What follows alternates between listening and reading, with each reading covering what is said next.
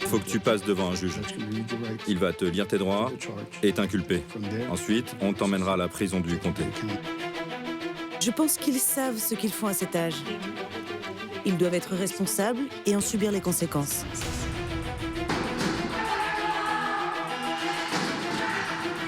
On ne peut pas mettre d'enfants là-dedans. C'est pas juste. C'est juste un gamin. Je pensais qu'en le tuant, tous mes problèmes seraient résolus. C'était l'état d'esprit d'un garçon de 15 ans immature.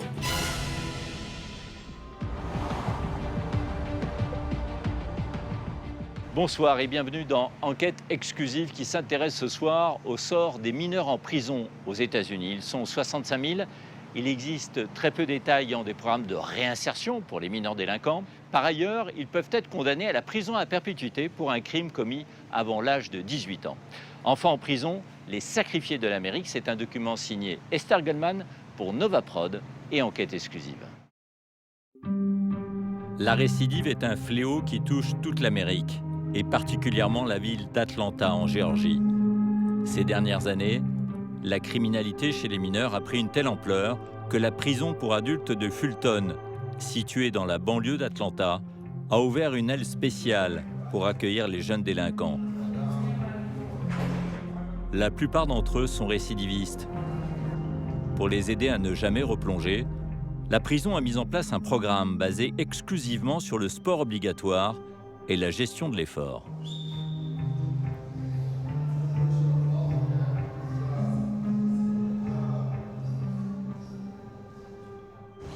Ces détenus sont mineurs.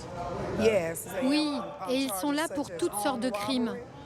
Vol à main armée, vol de voiture, viol. Et leur nombre est malheureusement en constante augmentation.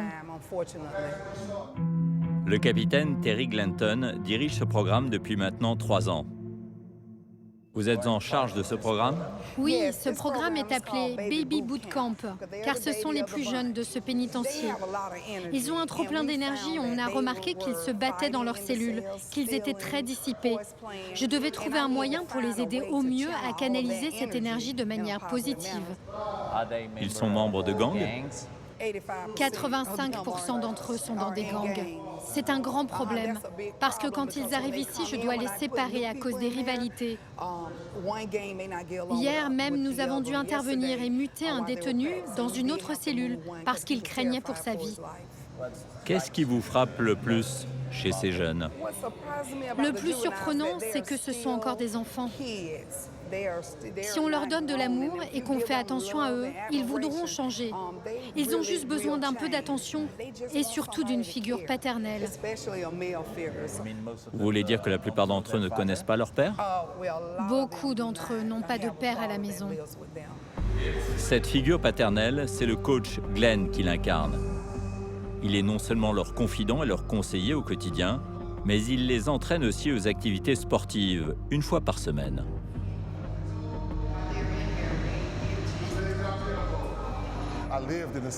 Je suis issu des mêmes quartiers que ces jeunes. Je les comprends mieux que d'autres personnes. Vous voulez dire que vous étiez comme eux? Oui, oui. Vous avez connu la prison? Oui, lorsque j'étais plus jeune. J'ai réussi à tourner la page grâce à l'école et au sport, et je n'ai plus jamais fait marche arrière. Donc je suis la preuve vivante que l'on peut s'en sortir. Pourquoi en sont-ils arrivés là? À cause de leur environnement, de leur vie familiale? Ils se sont tournés vers le crime parce que c'est plus facile. Les gangs sont un substitut de la famille. Beaucoup de ces jeunes sont le produit de familles monoparentales, avec une mère célibataire qui doit travailler pour subvenir aux besoins. Donc ces jeunes trouvent une deuxième famille dans les gangs. On les accepte tels qu'ils sont. Rien qu'à Atlanta, on compte près de 200 gangs. En Géorgie, le taux d'emprisonnement explose, à tel point qu'aujourd'hui, cet État possède la 5e plus forte population carcérale du pays. Chris a bien connu cette spirale de la criminalité, mais aujourd'hui, il cherche à s'en sortir.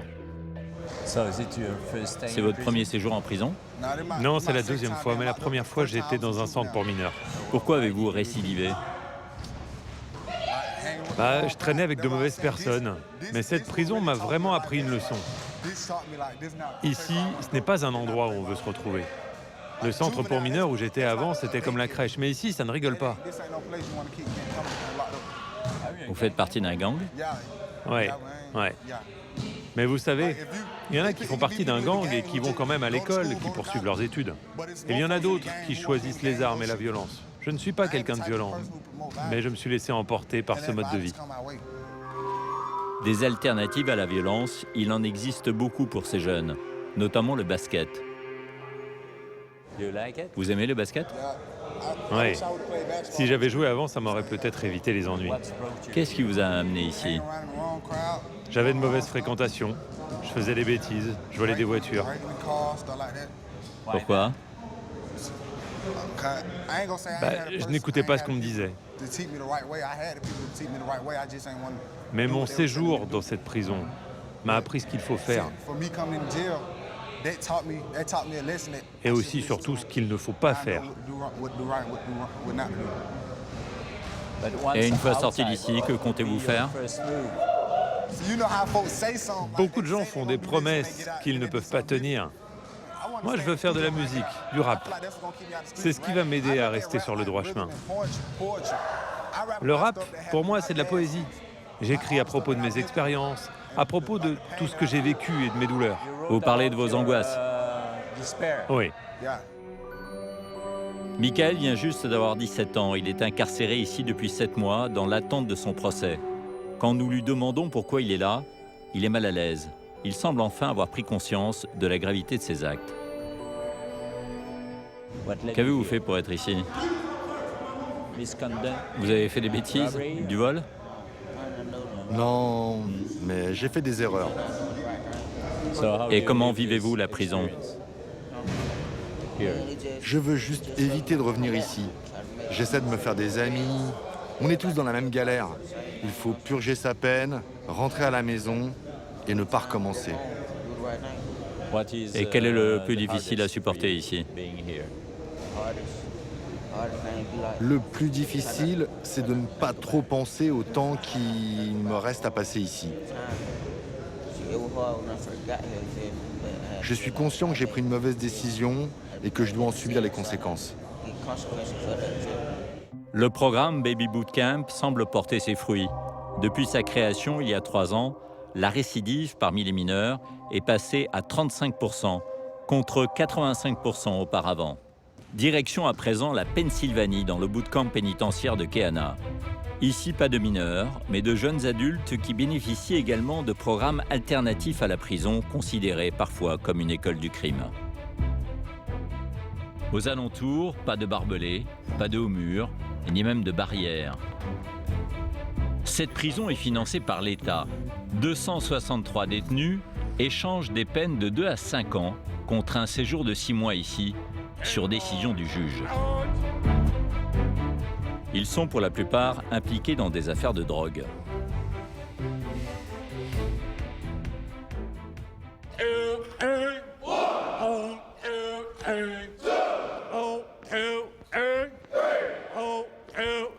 C'est le sergent-chef Hunter Smichko qui encadre les prisonniers ce matin. En fait, ils sont en train de s'entraîner pour la cérémonie de demain qui va solder leur sortie. Et ils ont un gilet jaune d'ailleurs parce que ce sont des gens qui sont tout près de la quille. Je pense qu'ils sont très soulagés de sortir. Ce qui est impressionnant, c'est qu'ils sont assez costauds physiquement. Ils sont sans doute plus âgés en moyenne d'âge que ce garçon qui les encadre. Ils s'entraînent tous les jours. Le premier jour est différent. Ça prend du temps. Ils font ça depuis 6 mois. J'ai eu des gars qui pesaient 130 kilos et qui ont perdu 50 kilos ici. Il y a 5 ans, cet ex-militaire s'est reconverti en surveillant dans ce bootcamp. Bon boulot, allez vous laver. Aujourd'hui, à 27 ans, il est responsable de 50 détenus. Au bootcamp, pas un instant de liberté. Après la gym, passage obligatoire au dortoir. Prenez votre savon et votre gobelet vert.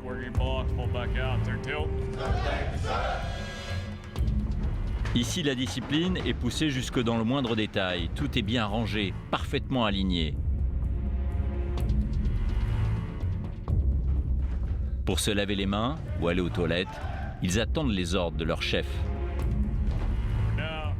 On ne les lâche pas d'une semelle. Ils sont surveillés, même dans les moments les plus intimes.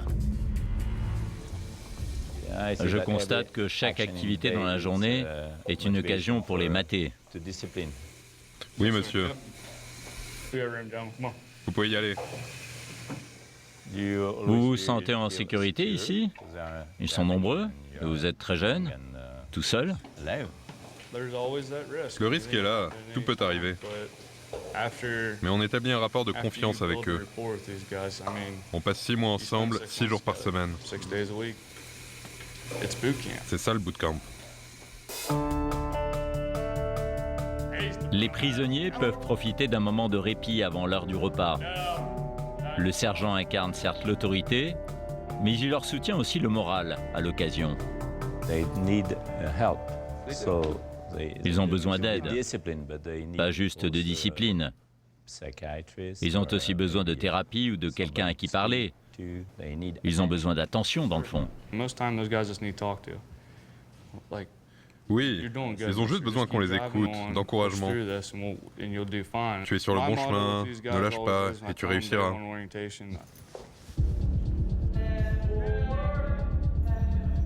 Il est 10h30, les prisonniers se rendent au réfectoire pour déjeuner. Ici, les plats sont préparés et servis par des codétenus. Il faut attendre la permission de s'asseoir. Là encore, tout est chronométré, même le temps du repas. Ils n'ont que 10 minutes pour engloutir un poulet pané, du riz et des légumes. Pour ne pas perdre de temps, certains font preuve de créativité.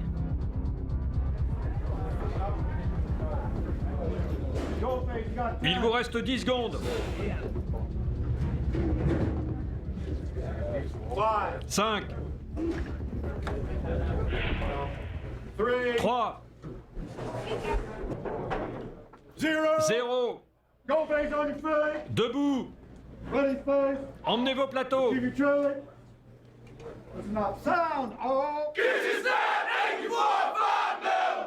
From the right, forward, march. Let's go, sometime Allez, this month. on n'a pas toute la journée. Good job, gentlemen. Allez-y. Let's go. You Vous can pourrez eat manger tomorrow. demain. But it's in your hands, you know that, right? Yes, sir. Who's gonna screw Qui va up foirer and ou réussir? make it work? C'est vous. You. Je serai pas là. Il ne sera pas là. Il ne sera pas là non plus. It's on you. C'est votre responsabilité, compris? Tout repose sur vous. Retour ensuite au dortoir, où nous retrouvons Skyler Banham. Il a le profil type des détenus de ce bootcamp. Un jeune homme qui a grandi dans un environnement difficile et qui a mal tourné. Il a accepté de venir ici contre un allègement de sa peine. Pourquoi vous êtes retrouvé ici? Je me suis bagarré. C'est allé trop loin. Je le regrette vraiment. Il a fini aux urgences. Dieu merci, ça aurait pu être pire. C'est la première fois que je suis incarcéré. Ce n'est pas facile d'être privé de sa liberté. Mais pourquoi vous êtes-vous bagarré? Pourquoi avez-vous été violent? Est-ce qu'il y a quelque chose dans votre vie qui pourrait expliquer votre comportement? Honnêtement, je pense que c'est mon environnement, mon parcours. Je viens de Philadelphie. Là-bas, il faut être un dur. Racontez-moi votre vie à Philadelphie. J'ai grandi dans le nord-est. Il y a des vols, des fusillades, des attaques. Lorsqu'on grandit dans ce genre d'environnement, on n'a pas vraiment de choix. On est soit la victime, soit on finit par être la brute sans même s'en rendre compte. Quelle est la première chose que vous souhaitez faire à la sortie? J'aimerais aller à l'université. J'ai obtenu des diplômes ici. Adam a grandi au sein d'une famille brisée. Il a eu affaire à la justice plus d'une fois. Est-ce le même homme qui est entré ici il y a 6 mois et qui en ressort demain? Non. Non, j'ai pu travailler sur mes problèmes, sur mon impulsivité. Je réagissais sans réfléchir. J'ai appris la discipline. j'ai appris à mieux me connaître. Qu'est-ce qui vous a amené ici? Conduite en état d'ébriété. Je ne réfléchissais pas aux conséquences. Qu'avez-vous trouvé le plus difficile ici? Recevoir des ordres, tout le temps. Vous n'y étiez pas habitué? Non. C'était votre première confrontation avec la justice? Non. J'ai eu des ennuis tout au long de ma vie. À cause de la drogue? Je vendais de la drogue quand j'étais plus jeune. Vous avez connu votre père? Non. Plusieurs de vos camarades ici sont dans la même situation, ont cette même blessure. Mais ce n'est pas une excuse. On sait faire la différence entre le bien et le mal, on nous l'apprend. Et si on continue à faire les mauvais choix, c'est notre faute. Ça, c'est juste une excuse. Est-ce que votre mère s'est occupée de vous? Non. Pourquoi? Elle se droguait. Cocaïne, alcool. Crack? Oui. Ça m'a forcé à devenir adulte très jeune.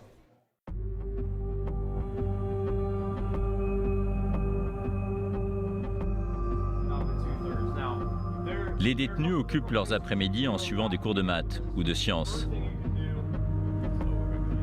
Le directeur du programme, Jim Stover, nous parle des solutions mises à disposition des détenus pour reprendre leur vie en main.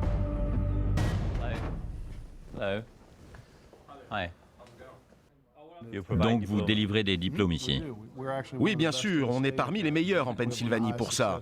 On a l'un des taux de réussite les plus élevés. On en est très fiers. On propose aussi des ateliers de formation professionnelle. Certificat professionnel pour les aider à s'en sortir après. Ils apprennent un vrai métier, ils étoffent leur CV, ils acquièrent des compétences qu'ils pourront utiliser pour trouver du travail et pour gagner décemment leur vie. Notre mission, c'est de leur donner un nouveau départ. Et ça marche? Bien sûr, ça marche. Et ça permet même indirectement aux contribuables de payer moins d'impôts. On fait économiser des millions de dollars à l'État grâce à ce programme. Les bootcamps ont pour objectif de réduire la récidive et du coup la surpopulation pénale. C'est le commandant Marinatoli qui dirige ce centre depuis 7 ans maintenant. Ce qui m'a le plus surpris ici, c'est qu'il n'y a pas de barbelés. Que se passe-t-il si quelqu'un essaie de s'enfuir? Nous n'avons eu que 2 tentatives de fuite en 27 ans. Ce programme, c'est vraiment une alternative à la prison traditionnelle. Donc ils savent qu'ils n'ont que 2 options. Exactement.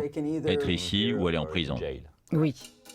Le commandant Nathalie se préoccupe du futur de ses détenus. Son expérience lui a appris à envisager le pire, mais elle refuse de baisser les bras. Qu'est-ce qui vous motive aujourd'hui encore? Je sais ce que c'est que de souffrir et d'être désespéré. Je connais des personnes qui vont mieux et je connais aussi des personnes qui sont mortes. Je crois que notre but est de tendre la main à ceux qui souffrent.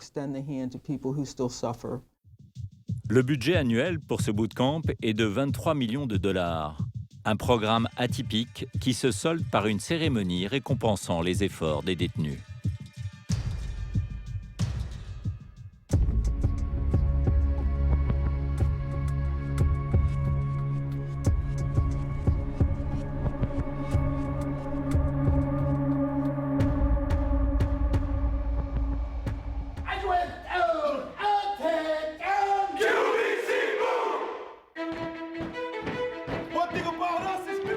C'est une cérémonie en grande pompe, comme l'Amérique les aime.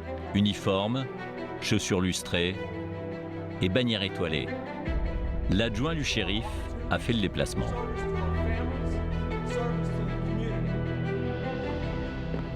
Company, present on.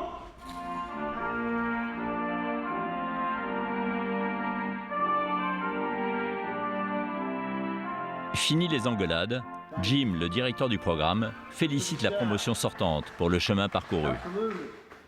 Vous l'avez mérité. Personne ne vous a rien donné.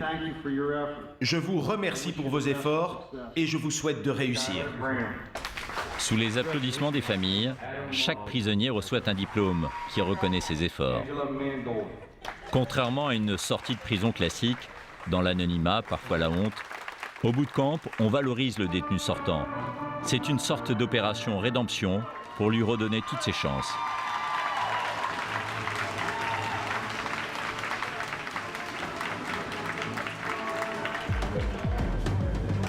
La cérémonie terminée, il reste une dernière étape avant de retrouver leur liberté.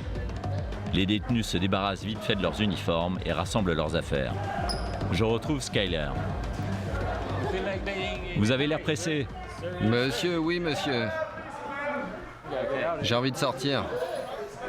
Adam a le sourire aux lèvres. Comment allez-vous? Je me sens bien. Vous vous attendiez à ce genre de cérémonie et de discours? Non, non. Ça nous montre qu'ils tiennent à nous. Ils sont tous venus pour nous souhaiter bonne chance. C'est un moment très spécial pour moi. Ok, merci. Merci. D'après les statistiques, un tiers des jeunes gens qui sont aujourd'hui ressortis libres au bout de 6 mois de camp de redressement vont revenir ici à un moment ou à un autre. Ils feront face à la justice américaine à nouveau. Alors on peut estimer qu'1 sur 3, c'est beaucoup de taux de récidive. Il n'empêche que c'est la moitié du taux de récidive dans les prisons américaines traditionnelles. La semaine prochaine, dans Enquête exclusive, l'Amazonie brûlée, Bolsonaro, le président du Brésil, continue de défier la communauté internationale. Largement élu par les Brésiliens, on a Bolsonaro dans le sang. Il est aussi soutenu par les puissants lobbies conservateurs du pays. Qui a voté pour Bolsonaro? La police militaire est en première ligne face à la violence qui gangrène les favelas. Depuis l'élection de Bolsonaro, les forces de l'ordre multiplient les interventions contre les trafiquants. Ouais, j'ai un peu peur de lui, le président. Ouais. Parce qu'il a annoncé que ceux qui sont armés comme moi, ils vont mourir. Autre force qui soutient le président, les évangéliques. Ils défendent une vision rigoriste de la société. Ce qu'on a en commun avec Bolsonaro, la famille avant tout, l'interdiction de l'avortement. On est sur la même ligne. Au Brésil, le président encourage l'agriculture intensive, les pesticides et la déforestation. Une aubaine pour les grands propriétaires de l'agrobusiness, mais un désastre pour l'Amazonie, véritable poumon de la planète. Il y a 50 ans ici, ce n'était que de la forêt. Amazonie, enquête sur Bolsonaro, le président qui défie le monde. C'est la semaine prochaine, à 23h, dans Enquête exclusive. Cette émission a été préparée avec Joy Azy, réalisation plateau, Mathieu Crécio et Richard Garcia, rédaction en chef d'Enquête exclusive, Jean-Marie Tricot et Bertrand Deveau, production, Constance Mortegoutte. Bonne soirée sur M6.